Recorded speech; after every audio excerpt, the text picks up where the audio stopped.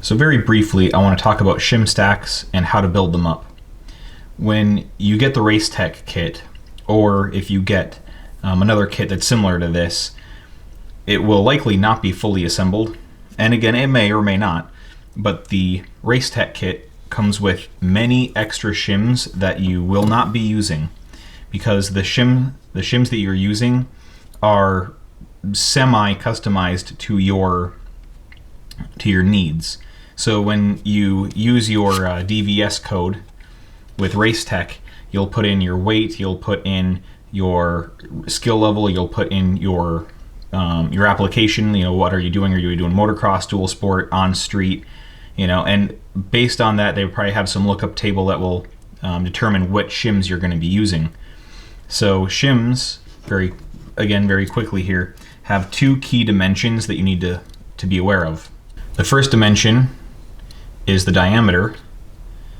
This shim is 17 millimeters in diameter, and this shim is also 0.15 millimeters thick. This shim is 11 millimeters in diameter, and it is 0.1 millimeters thick. And that's really all you need to know about shims as far as how to build it up. The only other thing that you're going to need to know is how to read the sheet. Now, the sheet is going to give you 2 or 3 numbers. The first number in parentheses is how many, or the count or quantity of that shim you're going to be using. The middle number, 0.15, that's the thickness of the shim in millimeters. And the last number is the diameter of the shim in millimeters. So here on my rebound, I'll be using 3 shims of 17 millimeter by, or 0.15 thick by 17 millimeter diameter. Then it goes down to 11 millimeter diameter, then up to 15, 13, 11, and 9. And the thicknesses will vary as well. And then you will just build up the shim stack as the directions show.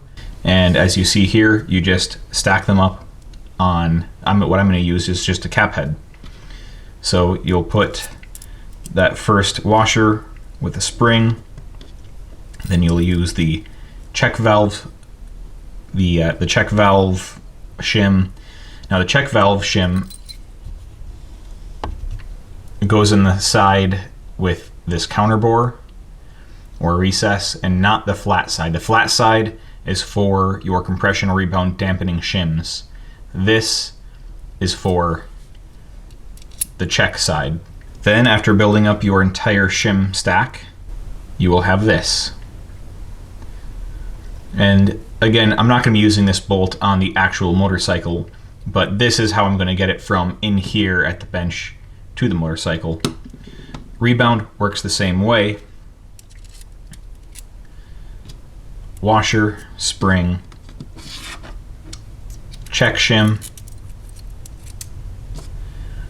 rebound piston, make sure it's the correct direction, rebound shim stack, and then that final spacer washer. They call it the spacer shim is what they call it. So that's all it takes to build up these shim stacks. It's very simple.